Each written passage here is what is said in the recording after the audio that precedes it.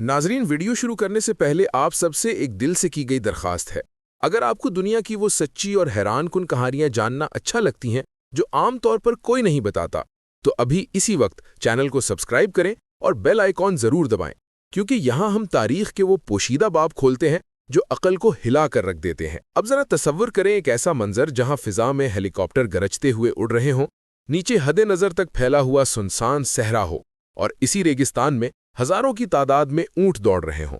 اچانک انہی ہیلی کاپٹروں سے فائرنگ شروع ہو جائے اور چند لمحوں میں صحرا کی ریت اونٹوں کی جسموں سے بھر جائے۔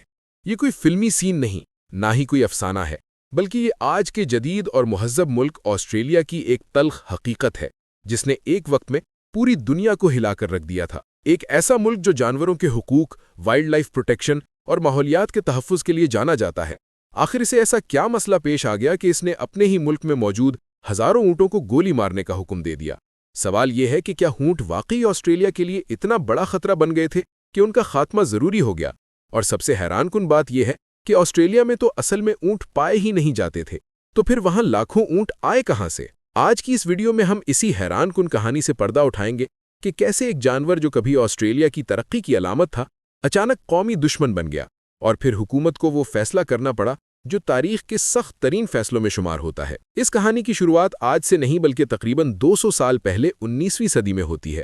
یہ وہ دور تھا جب آسٹریلیا ایک نیا آباد ہونے والا ملک تھا اور برطانوی یہاں اپنی کالونیاں قائم کر رہے تھے۔ آسٹریلیا کا زیادہ تر حصہ خشک، بنجر اور بے آب و گیا صحرا پر مشتمل ہے، جسے وہاں آؤٹ بیک کہا جاتا ہے۔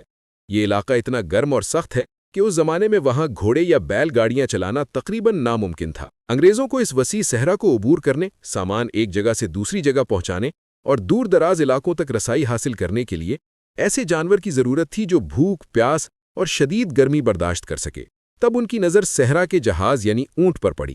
1940 کی دہائی سے پہلے 1840 کے آس پاس آسٹریلیا نے ہندوستان، افغانستان اور مشرق وسطیٰ سے اونٹ منگوانے کا فیصلہ کیا۔ یہ پہلا موقع تھا جب آسٹریلوی سرزمین پر اونٹوں نے قدم رکھا۔ ان اونٹوں کے ساتھ انہیں سنبھالنے والے ماہر افراد بھی لائے گئے جنہیں افغان کیمیلیئرز کہا جاتا تھا۔ حالانکہ ان میں سے بہت سے لوگ موجودہ پاکستان اور بھارت کے علاقوں سے تعلق رکھتے تھے۔ شروع میں یہ فیصلہ انتہائی کامیاب ثابت ہوا۔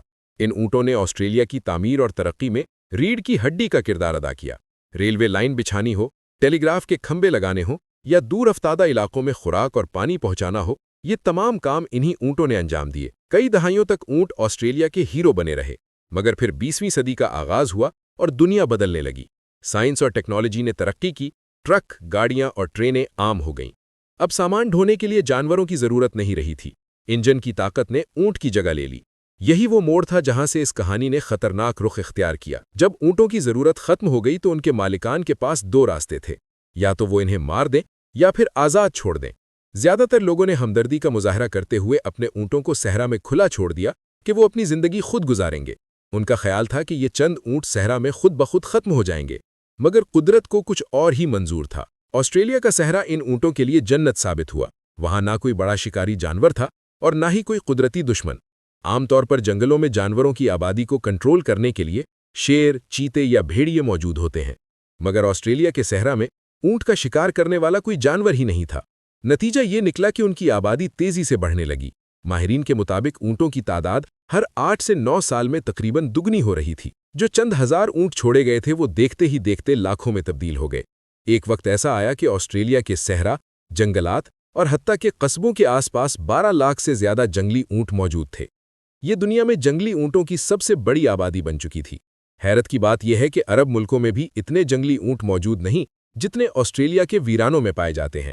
شروع میں کسی نے زیادہ توجہ نہیں دی، مگر آہستہ آہستہ یہ اونٹ آسٹریلیا کے لیے ایک سنگین مسئلہ بن گئے۔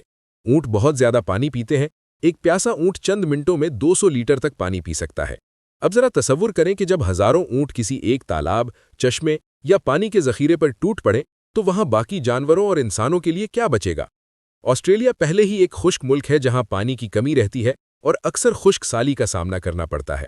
ایسے میں ان اونٹوں نے حالات کو مزید خراب کر دیا۔ یہ صرف قدرتی چشموں کا پانی نہیں پیتے تھے، بلکہ پانی کی تلاش میں دیہاتی علاقوں اور قصبوں میں گھس آتے تھے۔ کئی مرتبہ ایسا ہوا کہ اونٹوں کے لیوڑ نے گھروں پر حملہ کر دیا، پانی کی ٹنکیاں توڑ ڈالیں، باغات کے نل اکھاڑ ڈالے اور یہاں تک کہ ایئر کنڈیشنر سے ٹپکنے والے پانی کے لیے دیواریں بھی توڑ ڈالیں۔ مسئلہ صرف پانی تک محدود نہیں تھا، बल्कि माहौलियात को भी शदीद नुकसान पहुंच रहा था। ऊंटों के भारी कदम जमीन की ऊपरी सतह को तबाह कर देते थे, जिससे घास और पौधे दोबारा नहीं उग पाते थे। उन्होंने ऑस्ट्रेलिया के नायाब पौधे खाना शुरू कर दिए, जिससे मकामी इकोसिस्टम को शदीद खतरा लाहिक हो गया। साइंसदानों ने एक और तशवीशनाक हकीकत भी दरियाफ्त की कि ऊंट बहुत ज्यादा मीथेन गैस खारिज करते हैं,